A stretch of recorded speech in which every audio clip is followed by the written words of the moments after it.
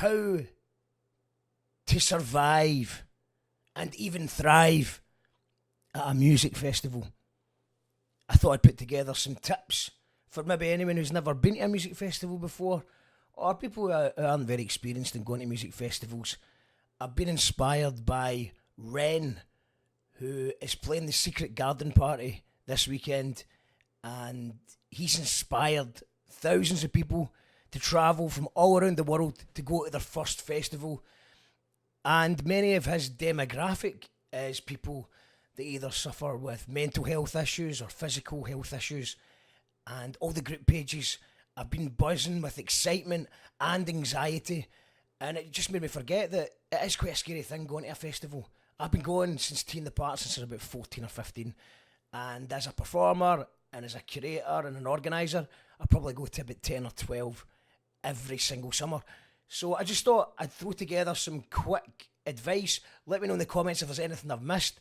But yeah, this is how to survive and thrive in a music festival. I'm going to be looking at sound, health, crowds, queues, tents, and what to pack. Okay, now that there's science to back up that you want to be at the front left for the best experience. It sounds amazing. That's where the party people seem to go for some reason. That's where you're going to find the good crowd to jump around and have a dance to. So front left is where the sound is at and where the party people go. However, if you don't want to go all the way up to the front, then I would advise standing directly behind the sound engineer. Now, 9 times out of 10, the sound engineer will be very far back, but he's controlling the sound. So he's controlling the sound to his ears, to what he can hear. So if you just stand a wee bit behind him, it's probably going to be the best sound in the whole festival. So that's what you do, stand there. Depending on what kind of festival it is, you might need to go a wee bit further back, but if you just go in line with him, you're guaranteed some good sound. And also, I would recommend earplugs. I didn't wear them for most of my life. Now I've started wearing them. I lose them every so often. You can get fancy ones from the Musicians Union that are actually moulded to your ear, so they actually fit in really nice and snug. But I lost one, and I'm not paying the full price for another one. So I just tend to stick with loop or these ones. I can't remember the name. I'll put them in later. These things come around £20 to £30 a shot, and then that means that, you know, if I lose them twice or 3 times a year, it's not at the end of the world as it would be if you get bigger ones. But if you're more reliable than me, if you're more organised than me, and you've got more money than me, then you can get some really good ones, about £150, £200, or you can go to the Musicians Union and get them moulded to your ears. I would say that the more you spend, the better quality you're going to get. There's no point in getting those little spongy yellow ones. You just cut out all the sound completely. You're not going to hear any music, you're not going to enjoy it. So what I tend to do is get the little earplugs on a keyring and try not to lose them. And I watch most of the bands without them, but when you're at a festival all weekend and you're going to stay out late and you're going to be listening to drum and bass till 5 in the morning, you need to start wearing them. I'm very lucky that I've not got really bad tinnitus, but after a weekend of not wearing any earplugs, I do feel it, and it does affect my sleep for a couple of days. So yeah, I would say wear earplugs. If you can't do it all the time, do it most of the time. If you can't do it every festival, do it every third festival. Pace yourself. Now there's probably people that know me that are laughing, but pace yourself, chase yourself more like. But you don't, it's not, I need to try and say this with a straight face. It's a sprint, not a marathon. It's a marathon, not a sprint. So you don't want to be going all out from the moment you arrive, or, you know, it's quite fun to have a beer on the way to the thing, but you don't want to lose your bags. Remember that you're probably going to need to set up a tent, so you don't want to be doing that steaming either. So my advice would be is get there, set up your tent, and then have your first beer. If you're going to drink at all, it's better to not drink. Can I just clarify? Don't drink or do anything else. But For the sake of harm reduction, if you are going to drink, then my tip is get the tent set up first, and then, and only then, have your first beer. And my top tip is, if it's a 3-day festival, you want to stick to beer on the Friday, or something similar like cider, that kind of level. That means you can have a good time, have a wee dunt. Then on the Saturday, the world's your oyster.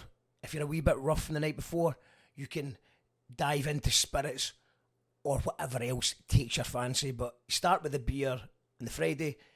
Then you've got somewhere to manoeuvre on the Saturday. If you can go further, you can have your Bloody Mary in the morning.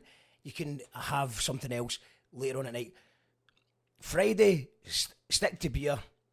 Saturday, move on up. And then on Sunday, consider this a curer session. Consider this a Sunday session in a pub. You have a couple to take the edge off of things, but try not to get too wasted, because Monday you're going to need to take your tent down and travel back home. Whether you're a commuter, it doesn't matter.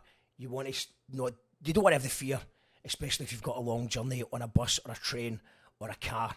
So Friday, take it easy. Saturday, go for it full steam ahead. Sunday, take it easy. Take the foot off the gas a little bit. And then Monday, you should be okay. You should be alright. That's what I do. Well, that's what I try to do. 3, crowds. Now, I noticed a lot of people, especially in Ren's group, were worried about, suffering from anxiety, worrying about big crowds. Just remember, you're not at Luton Airport or London Euston train station or a supermarket. You're not in a shopping district. There is a lot of people around, but they're actually really nice, friendly, helpful people.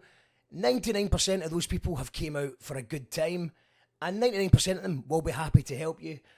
People are kind, people are good. Festivals always remind me that there is more good in the world than bad. We kind of hear about bad people in the news all the time, but the reality is, when you go to a festival, everyone's pretty sound. You will get a couple of weirdos, so don't trust everybody. Use a bit of common sense. But in general, people are good. And it doesn't feel like you're in a crowd surrounded by people when you just look around and everyone you see is dressed in sparkly and glittery and neon, face paint on. Everyone's dead nice. You don't need to worry about the crowds too much. Remember, you don't need to go right at the front either. Like I said, that tip earlier on about standing behind the sound engineer. So you don't need to go right into the mosh pit. Just take your time. Also, you don't need to go to the main stage at all. Most festivals have smaller stages and little bars, or little nice quiet bits within nature. You'll find somewhere nice to go away and maybe even find a quiet place next to some water. You can maybe have a meditation. Find a waterfall. There's usually some good nature surrounding the festival. If you just go a wee bit further, go the opposite direction of the people. You should find somewhere calm and tranquil.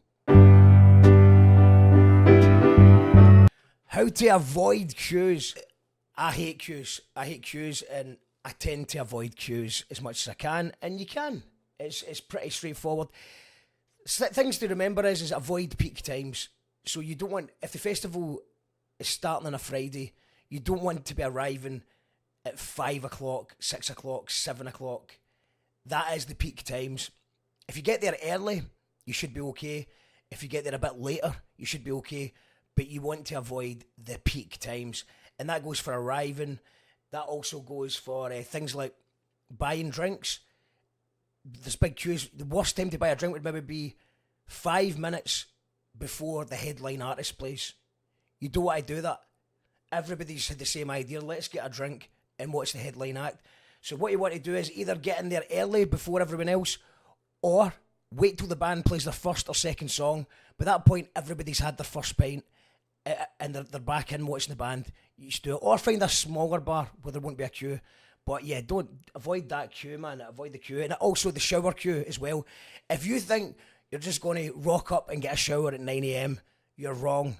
You're going to be in a queue full of hungover, disgruntled people carrying their towels going, this is taking ages, isn't it? So you want to have your shower either at 7 in the morning or at 1 in the afternoon. Or just have a shower and use some Lynx Africa. Finding your tent.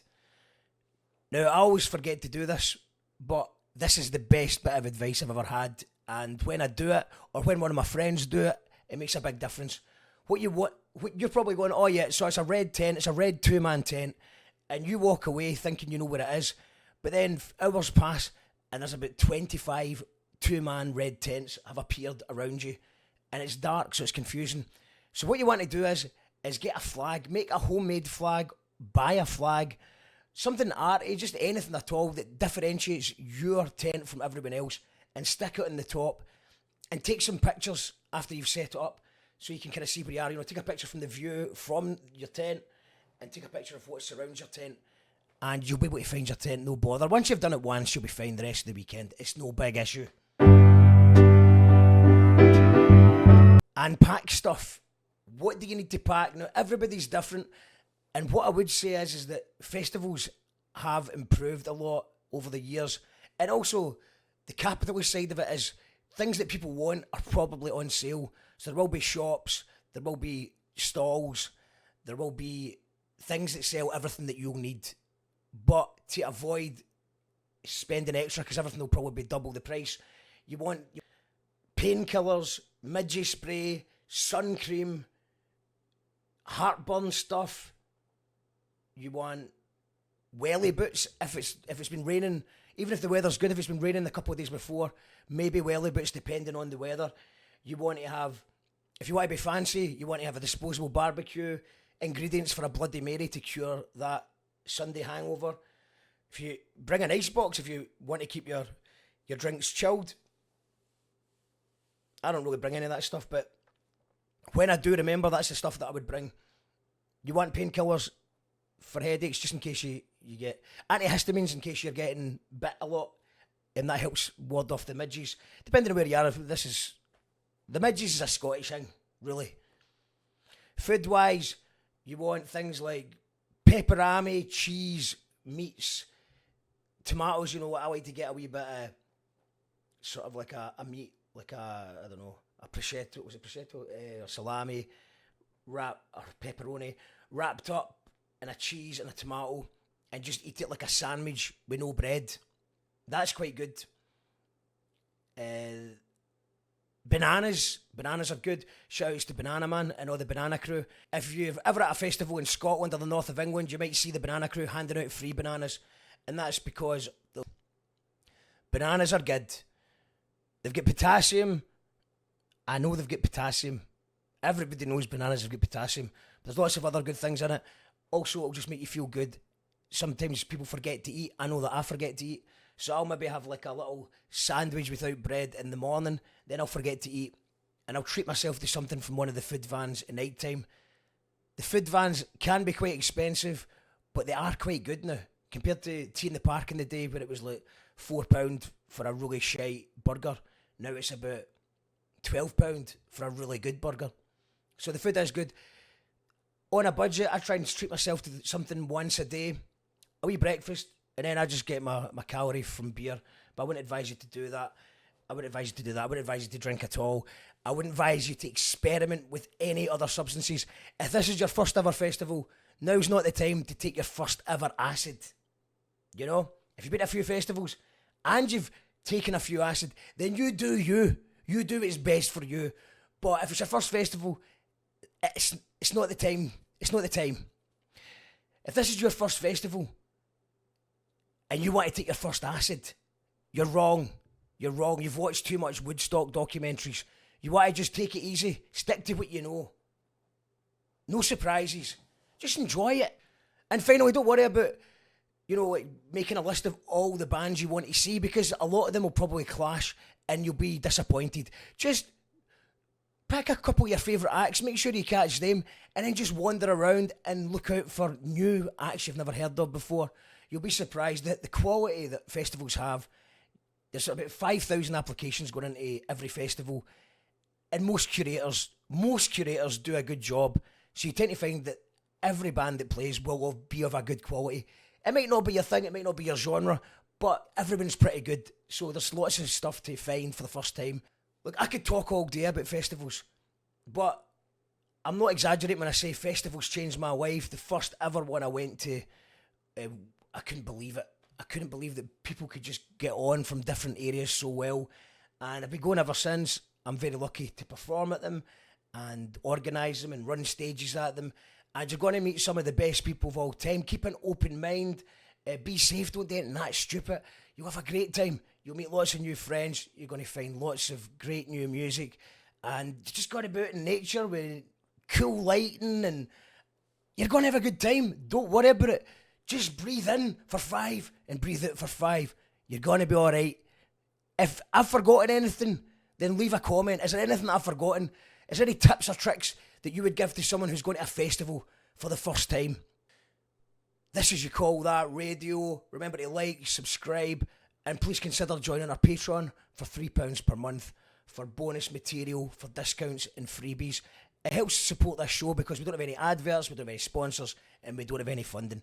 So if you enjoyed it, consider that, and enjoy your festival season. Bye!